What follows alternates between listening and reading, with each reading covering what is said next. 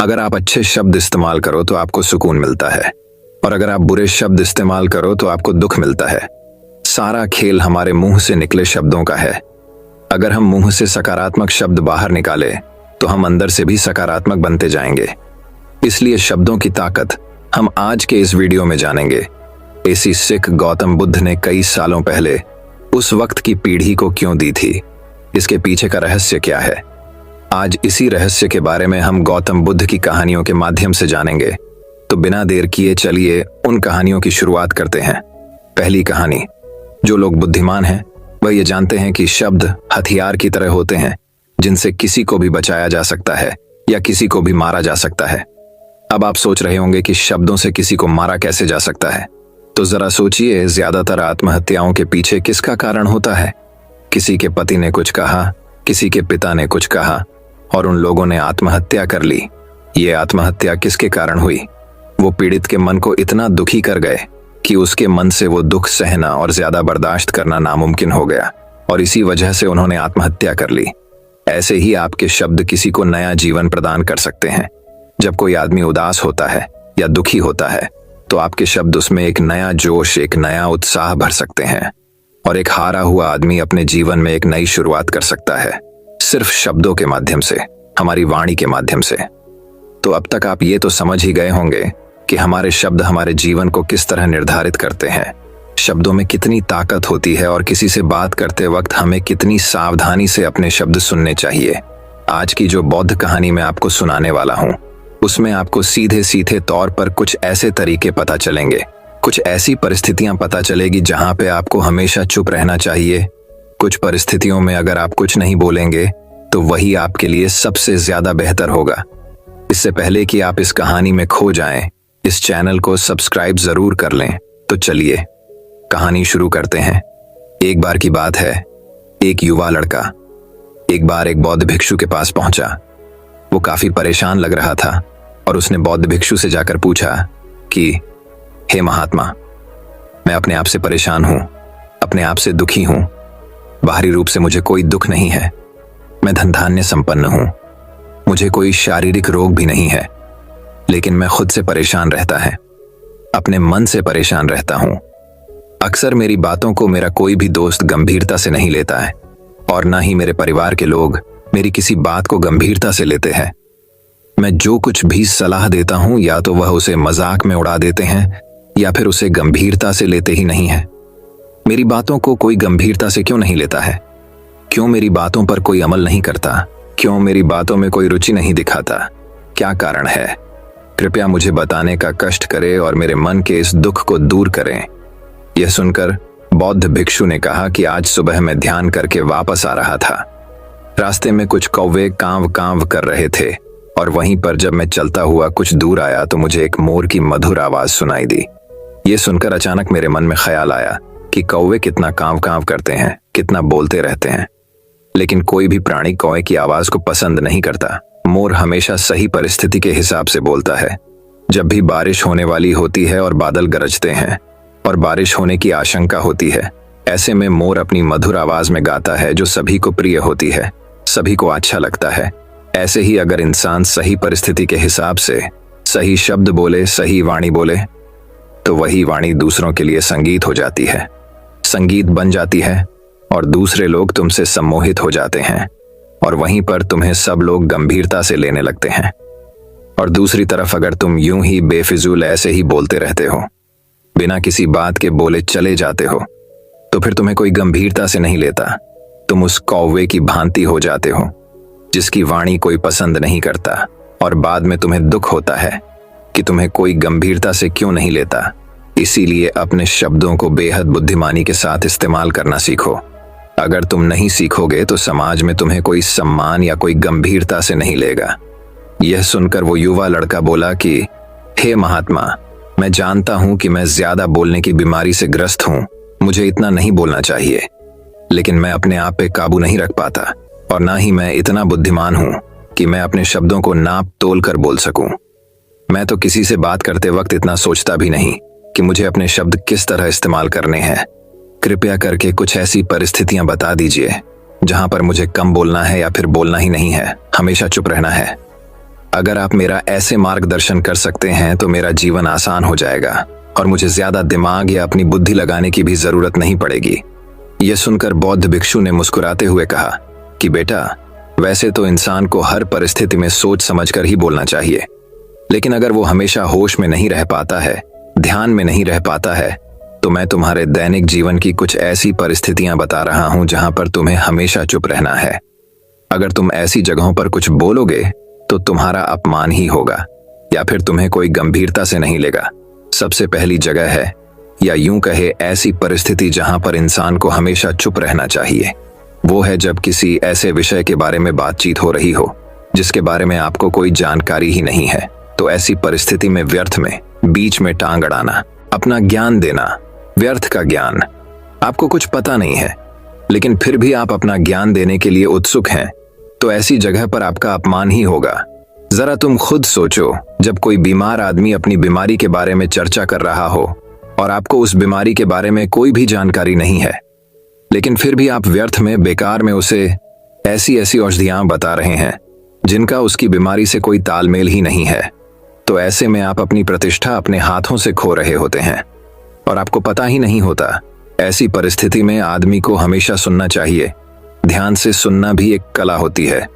अगर आप सुनने का दिखावा करेंगे तो कहीं ना कहीं सामने वाले आदमी को ये एहसास हो जाता है कि ये मेरी बात पूरे ध्यान से नहीं सुन रहा है। इसीलिए जब आपको किसी विषय के बारे में पूरी तरह से जानकारी ना हो तो वहां पर केवल अपने कान लगाना ही ज्यादा महत्वपूर्ण होता है, ज्यादा जरूरी होता है। आप उस इंसान की बातें ध्यान से सुन सकते हैं और इसी बीच आप दोनों के बीच एक संबंध पैदा होगा और उस संबंध सच्चा होगा क्योंकि आपने उसके बात को बड़े ही ध्यान से सुना है और इस बात का पता सामने वाले को भी होता है। तो हम बिना कुछ बोले, सिर्फ सुनने मात्र से किसी को अपना दोस्त, अपना मित्र बना सकते हैं।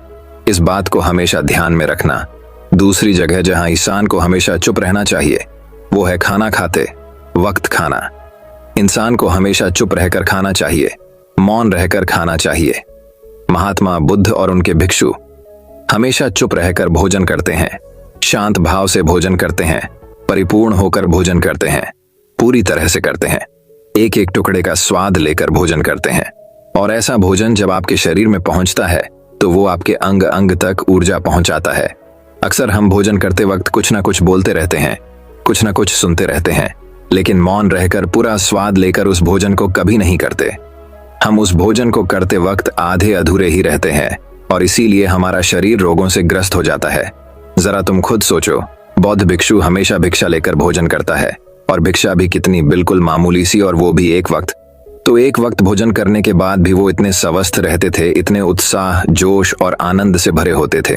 और हम तो इतना खाना खाते हैं, इतनी सारी भोजन की सामग्री हमारे लिए उपलब्ध होती है, लेकिन हमारे शरीर में कोई ऊर्जा नहीं होती। इसका सबसे बड़ा कारण होता है कि हम अपना भोजन होश में नहीं करते हैं, परिपूर्ण होकर नहीं करते हैं, मौन रहकर नहीं करते हैं। इसीलिए अपना भोजन हमेशा मौन रहकर ही करो। तीसरी जगह जहां पर अगर आपने चुप रहना सीख लिया तो इसका मतलब यह है कि आपने अपने ऊपर विजय हासिल कर ली।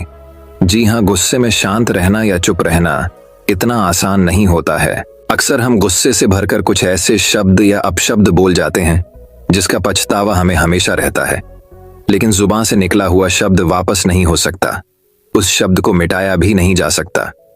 अब वो जिंदगी भर हमारे दामन से जुड़ चुका है और वो गुस्से में बोला गया। अब शब्द हमारे मन को समय समय पर बेचैन करता रहता है, दुखी करता रहता है, लेकिन गुस्से के वक्त चुप रहना सीखना भी एक बहुत बड़ी कला होती है। गुस्से में आदमी का अपने ऊपर काबू कहाँ रहता है, अपनी इंद्रियों को वश में क्या रख पाता है। इसीलिए इस कला को आप तभी सीख सकते हैं जब आप गुस्सा भी होश में रहकर कर पाए। जब भी आपको गुस्सा आए, आपके दिमाग में सिर्फ एक ही बात आए कि मुझे चुप रहना है, मुझे किसी से कुछ गाली गलौज नहीं करना, किसी को कोई अपशब्द नहीं बोलना। और जब ये विचार गुस्से के साथ जुड़ जाता है और धीरे धीरे ये आदत बन जाता है तो आप अपने गुस्से को भी काबू में करना सीख जाते हैं। जब भी कभी गुस्सा आए तो किसी को कुछ बोलने की बजाय कुछ शारीरिक व्यायाम करना शुरू कर। उछलना, भागना, दौड़ना, जिम करना, कुछ भी आप ऐसा व्यायाम कर सकते हो जिसमें आपका शरीर थक जाए। आप पाएंगे कि जब आपका शरीर थक जाता है तो आपका मन भी शांत हो जाता है। आपने उस गुस्से की ऊर्जा को एक सकारात्मक रूप दे दिया और यही बुद्धिमान व्यक्ति की पहचान होती है, जो दूसरों के तानों से भी अपना घर बना लेता है। अपनी कामयाबी के रास्ते निकाल लेता है। वही सच में बुद्धिमान आदमी है जो जहर को भी दवा बनाकर इस्तेमाल करना सीख जाए। वही असली बुद्धिमान होता है। चौथी जगह, जहां आप चुप रहेंगे तो आपके लिए वही सबसे ज्यादा बेहतर होगा, वही आपको सम्मान दिलाएगा। चौथी जगह है जब चार लोग आपस में बैठकर बातें कर रहे हो, कोई बैठक कर रहे हो, तो वहां पर जब चार लोग बात कर रहे होते हैं तो चारों लोग एक साथ तो बात कर नहीं सकते। एक बार में एक व्यक्ति बोलेगा और तीन सुनेंगे, तभी वो बैठक कामयाब हो पाएगी, तभी वो चर्चा सही रूप में आगे बढ़ पाएगी। लेकिन अगर कोई आदमी ऐसा बैठा हुआ है जो बीच में ही दूसरे की बात काटकर अपनी बात को ऊपर रखना चाहता है, तो ऐसे में वो चर्चा या वो बैठक आपको कहीं नहीं पहुंचाएगी और चारों लोगों के बीच आप सबसे मूर्ख कहलाओगे। अगर आपको अपनी बात कहनी है तो सामने वाले को अपनी बात पूरा करने दो, उसके बाद अपने विचार रखो। यही एक भद्र पुरुष या फिर कहीं अच्छे आदमी की पहचान होती है।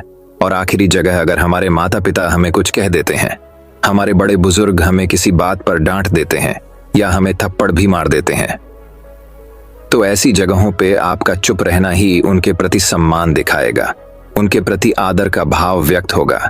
अगर आप उनके सामने उनका विरोध कर देते हैं, उनका प्रतिरोध कर देते हैं, तो वो गुस्सा तो थोड़ी देर बाद शांत हो जाएगा, लेकिन वो कही गई बात, वो विरोध किया हुआ शब्द या फिर कुछ भी उल्टा सीधा हमेशा आपके मन को सताएगा। और आपके माता पिता को हमेशा यही कि आज ये हमारी इज्जत नहीं करता, आज ही हमारी बात नहीं मानता क्योंकि ये कमाने लग गया है, ये बड़ा आदमी बन गया है, ऐसी ऐसी बातें उठेंगी, ऐसे ऐसे तंज कसे जाएंगे। इसीलिए ऐसी जगह पे आप मौन रहिए, चुप रहिए, कुछ मत बोलिए, अपने गुस्से को अपने अंदर ही पी लीजिए, कुछ व्यायाम कर लीजिए, भाग लीजिए, दौड़ लीजिए, आपका मन अपने आप शांत हो जाएगा। आखिर में बौद्ध भिक्षु ने अपनी बात को खत्म करते हुए कहा कि कम शब्दों में अपनी भावनाओं को उतारना सीखो। शब्द हथियार की तरह होते हैं, बोलो तो होश में बोलो, ध्यान में बोलो।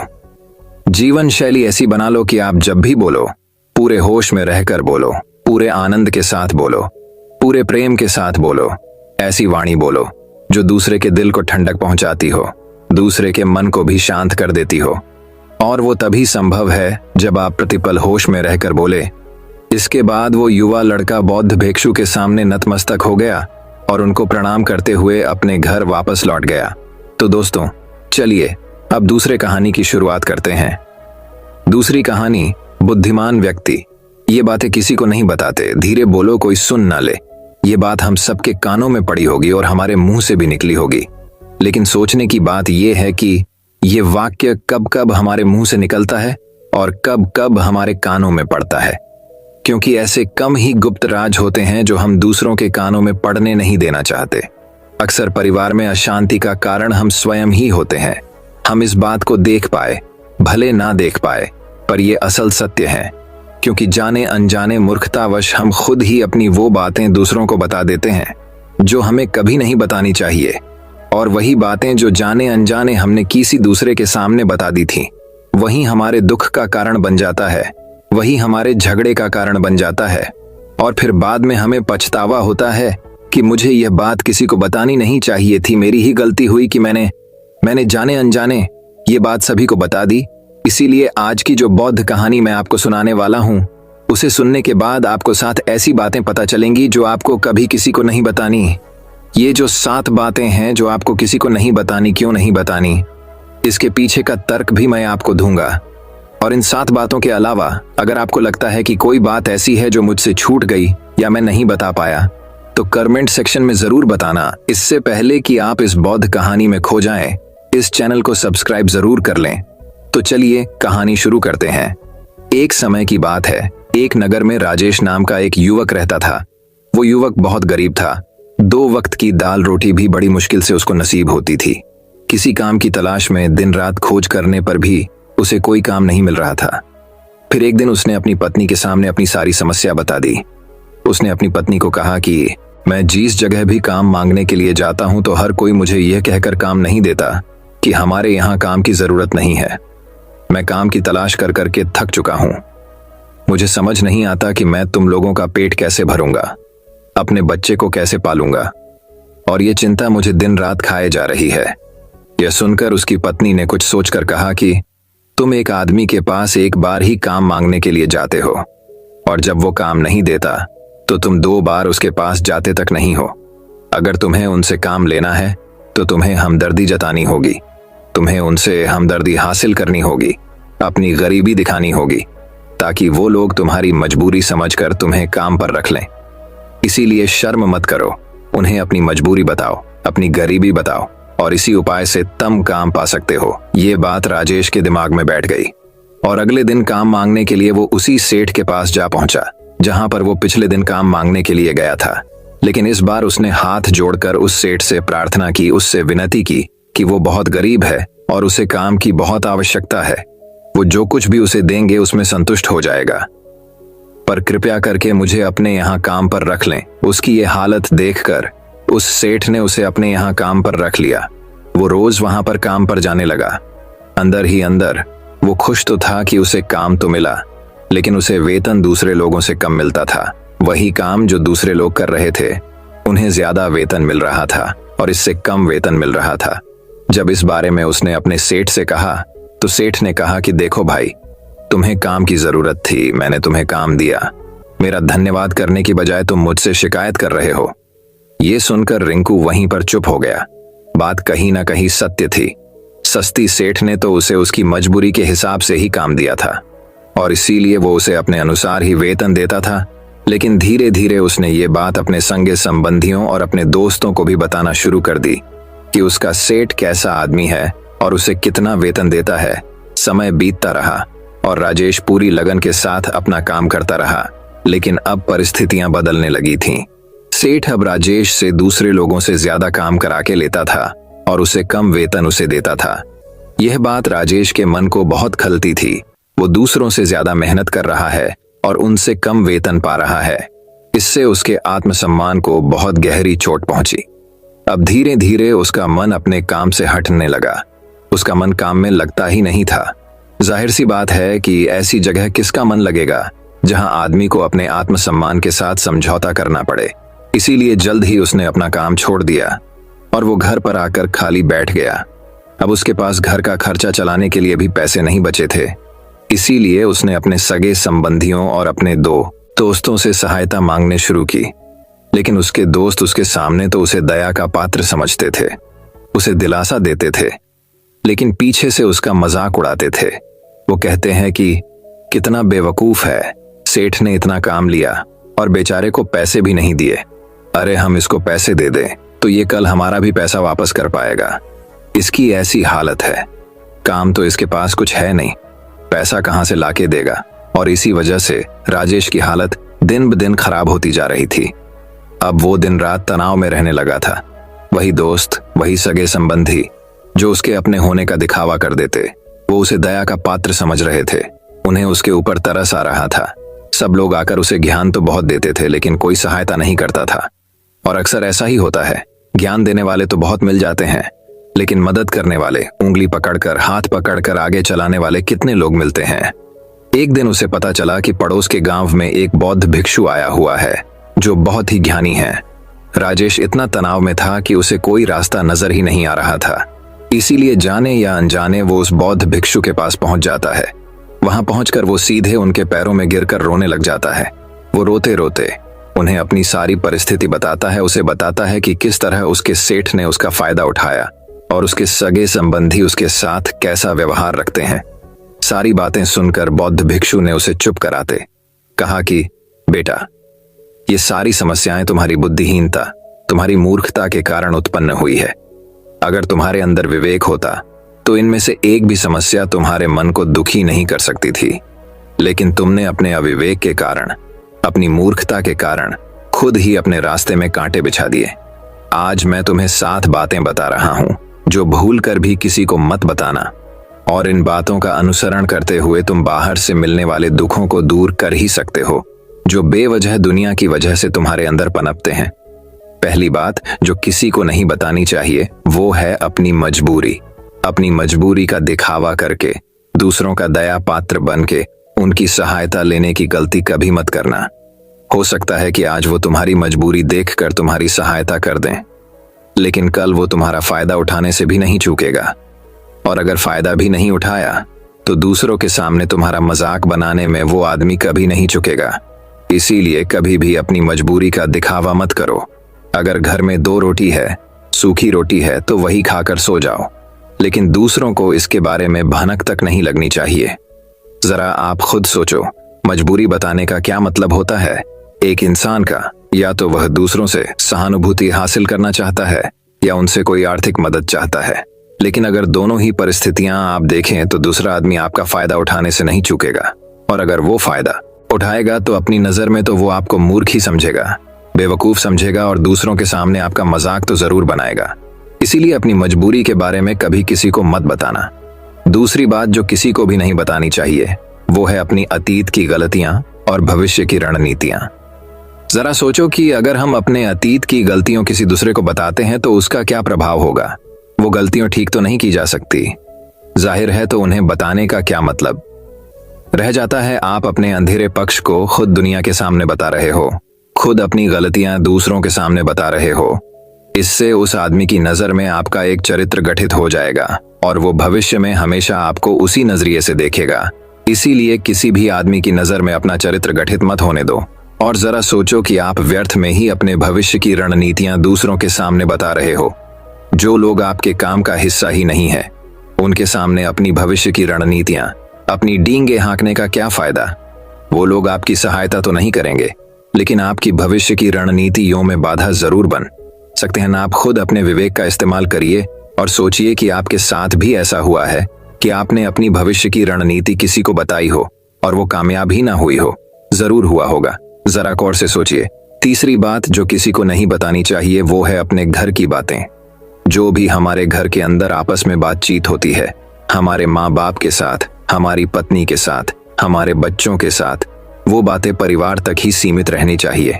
अगर आप इन बातों का दूसरों के सामने ढिंढोरा पीटते हो तो दूसरों को आपके घर में घुसने का एक मौका मिल जाता है, और वाह, इसका फायदा उठाने से कभी नहीं चुकेंगे। वो आपके परिवार के सदस्यों को आपसे दूर लेकर जाने की कोशिश कर रहेंगे। अक्सर ऐसा होता है। हम समाज में देखते हैं कि हम अपने घर के ईगड़ों को कम करने के लिए उन झगड़ों को अपने पड़ोसियों और दूसरे सगे संबंधियों को बता देते हैं, लेकिन इससे आपको सहायता कभी नहीं मिली होगी, बल्कि आपके घर के लड़ाई झगड़े और ज्यादा बढ़ गए होंगे, और वो जाहिर है वो बढ़ेंगे। अगर आप अपने माँ बाप की बात दूसरों को बताएंगे तो आपके माँ बाप को बुरा लगेगा ही कि हमारा बेटा हमसे बताए बगैर दूसरों को ये बातें बता रहा है। इसीलिए अपने घर की बातें और अपने घर की लड़ाई झगड़े किसी के सामने मत बताना। चौथी बात जो मैं आपको बताने जा रहा हूँ, जो किसी को नहीं बतानी चाहिए, वो सुनने पर बहुत अजीब लग सकती है, लेकिन उसका सत्य भी मैं आपको एक तर्क के माध्यम से दूंगा। मैं कहता हूँ कि अपनी आमदनी किसी को मत बताना।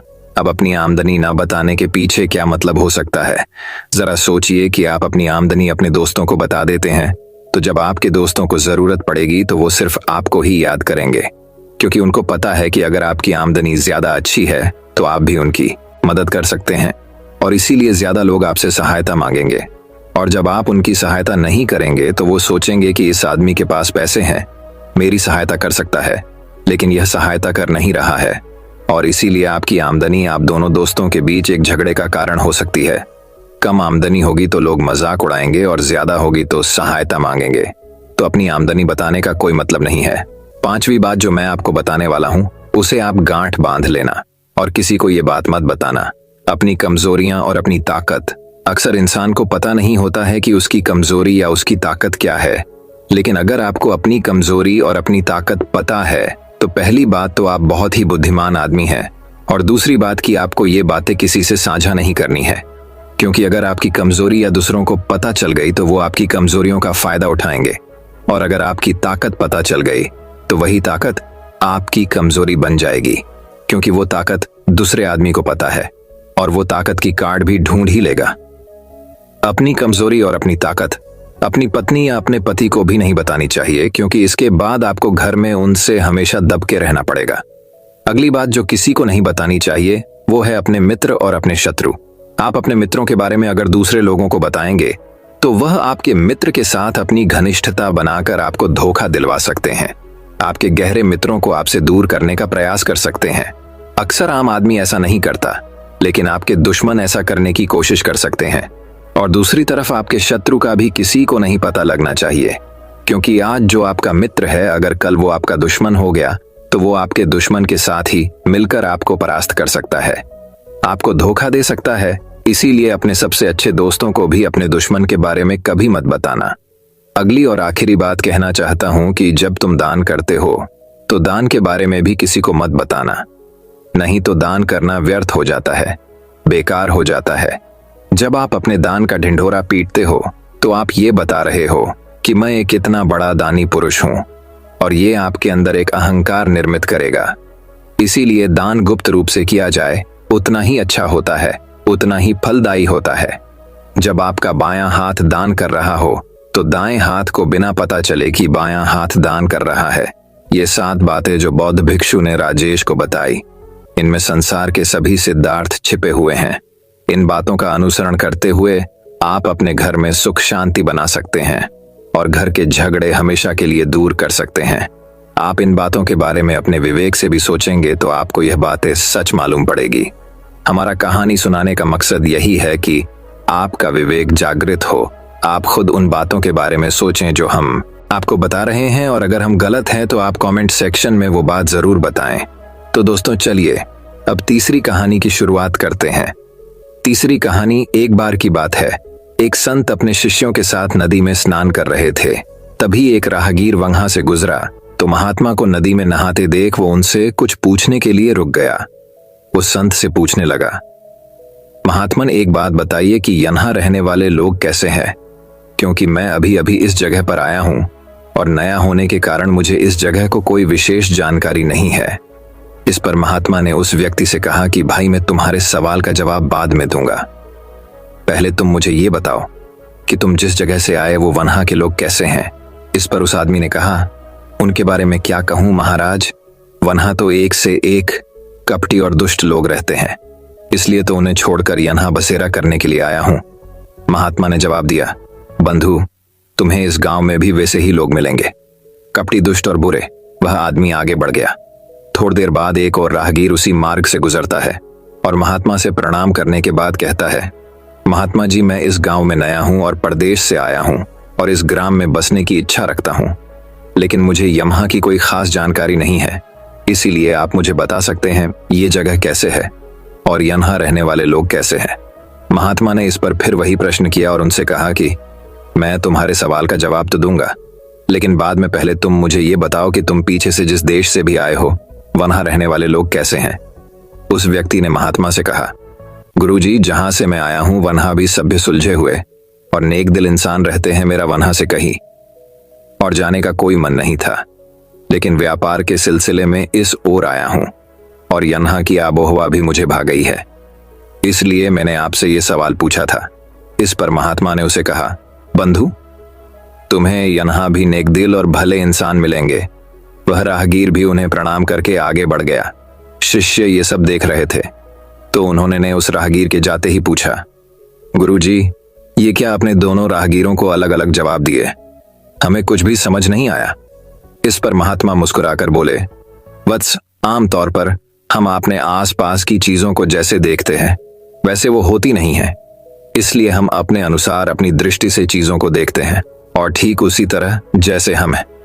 अगर हम अच्छाई देखना चाहें तो हमें अच्छे लोग मिल जाएंगे और अगर हम बुराई देखना चाहें तो हमें बुरे लोग ही मिलेंगे।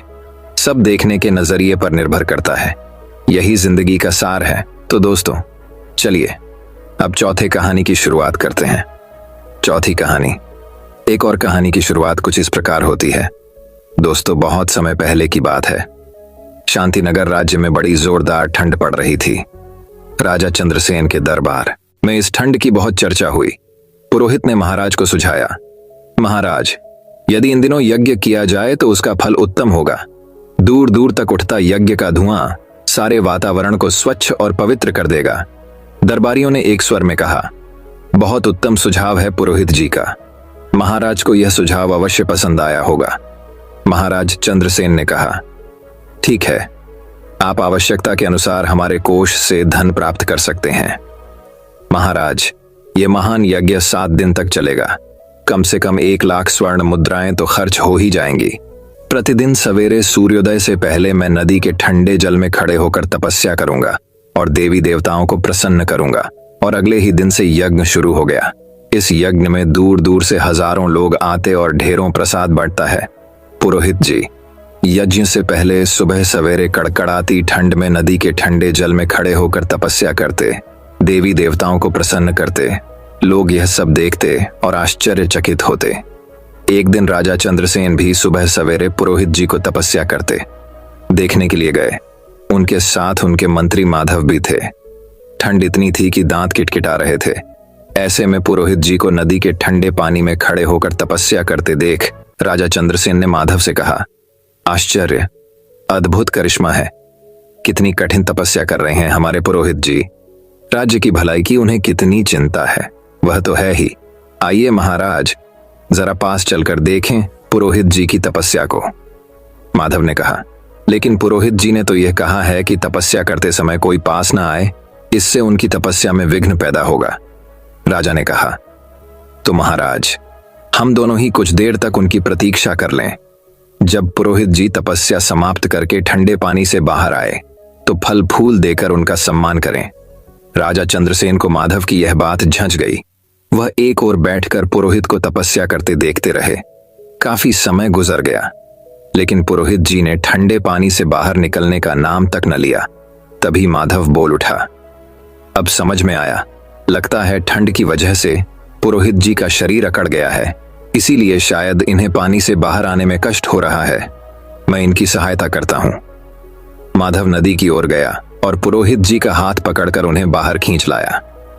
पुरोहित जी के पानी से बाहर आते ही राजा हैरान रह गए। उनकी समझ में कुछ नहीं आ रहा था। वे बोले, अरे, पुरोहित जी की तपस्या का चमत्कार तो देखो, इनकी कमर से नीचे का सारा शरीर नीला हो गया। माधव हंसकर बोला, यह कोई चमत्कार नहीं है महाराज, ये देखिए, सर्दी से बचाव के लिए पुरोहित जी ने धोती के नीचे नीले रंग का जलरोधक पाजामा पहन रखा है। राजा चंद्रसेन हंस पड़े और माधव को साथ लेकर अपने महल की ओर चल दिए। दोस्तों, मैं उम्मीद करता हूं कि यह कहानी सुनने से आपके जीवन में अच्छे बदलाव आए होंगे। आपको इस वीडियो से क्या सीखने मिला, ये कमेंट करके जरूर बताएं।